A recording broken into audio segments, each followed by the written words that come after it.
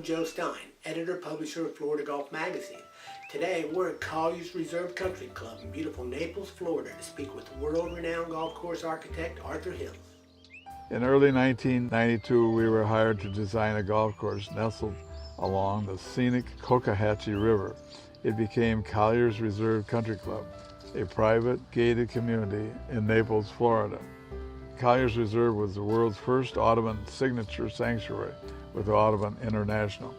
Having maintained the high environmental standards over the years, the club celebrates 22 consecutive years of Audubon certification in 2016. Before a line was drawn or a shovel turned, we signed up with Audubon International and worked very closely with them on this project.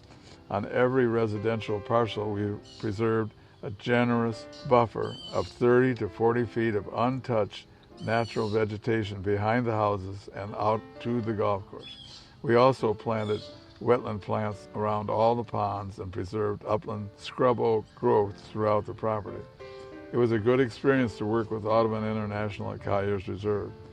Superior golf courses are created by being more sensitive to the environment, and Collier's Reserve is indeed superb.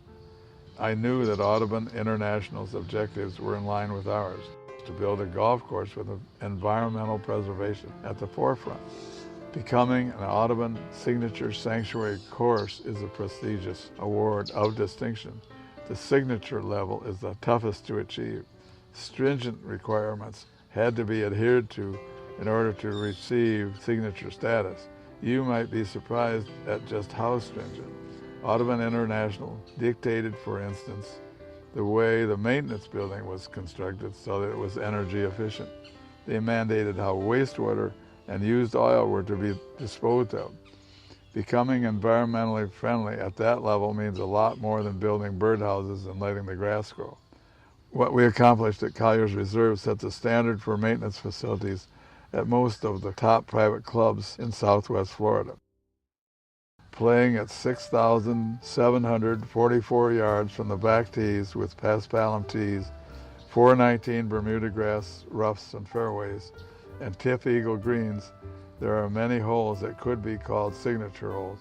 But when asked, the members usually mention holes 6, 12, 14, and 18. Hole number 6 is a 462-yard par 4. That's the number 1 handicap hole. Hole number 6 is a long par 4. The main feature on the hole is a large lake that comes into play along the entire length of the right side. The green is nestled tight to the water and has a large bunker at its left front. This brute is easily rated as the most difficult hole at Collier's Reserve. However, the members go one step further and call it the hardest hole in all of Collier County. It's a fantastic golf hole and a genuine test of one's skills. Playing at around 400 yards for most members, this par 4 has a forced carry over water to a wide fairway landing area that's framed on the left by 2 fairway bunkers that can ensnare those who are long but wayward. Following a good drive, most players are still hitting a long iron or perhaps a wood along the very tight fairway that eventually leads to the green. An accurate second shot is required, as the water remains very much in play down the right side, while a wall of oaks, pines, and palmettos forms the left side. Most golfers choose to bail out to the left and then try to chip up and get their par. Any ball hit short and to the right of the 6th green will likely kick into the water. Players who steal a par here are very happy. Hole number 12, 179-yard par 3. The 12th hole is another signature hole at Collier's Reserve. One of the most beautiful golf holes on the course. It is often compared to trying to land your golf ball on a kitchen table. This challenging par 3 plays at 179 yards from the back tees and 108 yards from the forward tees. The highly elevated green is sloped slightly back to front with 2 deep bunkers on the right, one on the left and another deceptively placed at the left front corner. It can be challenging to hit the 12th green when it's windy, so if you make 3 here, you're doing very well. Hole number 14, 348-yard par 4. The 14th hole is a short par 4. It's a favorite because the placement of the tee shot is so important. The hole plays to only 340 yards from the back tees. The approach to the green will be much easier if the tee shot is well placed. This is an interesting short hole. What looks to be a fairly benign hole from the tee actually requires a forced carry over a lake on the second shot. What I like most about the 14th is the risk-reward factor. I've seen birdies here, and I've seen double bogeys here. You must be precise with your second shot into the very narrow and shallow green. If the pin is tucked a little bit to the left, you have to be pretty careful because of the water and the bulkhead guarding the green. The 14th is a birdie hole that can easily turn into a double bogey hole. Number 18, 540-yard par 5. From the clubhouse, the view of the Cocohatchee River across number 18 green is outstanding. From the tee, the player is aware that the ground hangs in the balance, at least until the green is reached. The river hazard is just to the right of the fairway and the green for the last 75 yards.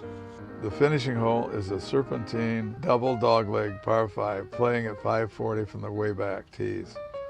From the tips, there's a 150-yard forced carry over the palmettos to an ample landing area that's framed by a fairway bunker on the left. The landing area for the second shot is just short of another fairway bunker on the left, leaving an approach shot of approximately 100 yards into the green. The left front of the elevated 18th green is guarded by a bunker. The right side and the back of the green bring the river into play, so don't go long. The hole features a two-tiered green with the back left at the high point and the front right at the low point. Precise club selection is required on the approach shot because although the green is wide, it can actually be quite shallow in depth depending on the angle of the shot to the green. Any shot over the green usually results in a double bogey or even worse. This is a great finish hole on which to end a beautiful day at Collier's Reserve.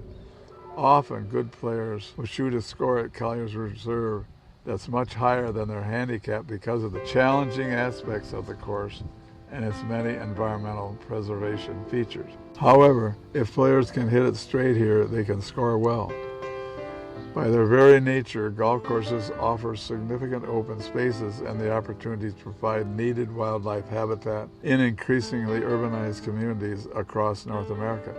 At the same time, golf courses are called upon to address environmental concerns related to the potential and actual impacts of water consumption and chemical use on local water sources, wildlife species, and native habitats. Collier's Reserve treats the entire ecosystem with respect. Nearly 450 species of animals, insects, and vegetation have been identified on the property, including gopher tortoises, coyotes, cougars, and eagles. Nature is preserved in all her glory. If you love golf, you will revel in the natural setting, wetland views, freshwater lakes, surrounding preserves, and glimpses of Florida wildlife at Collier's Reserve.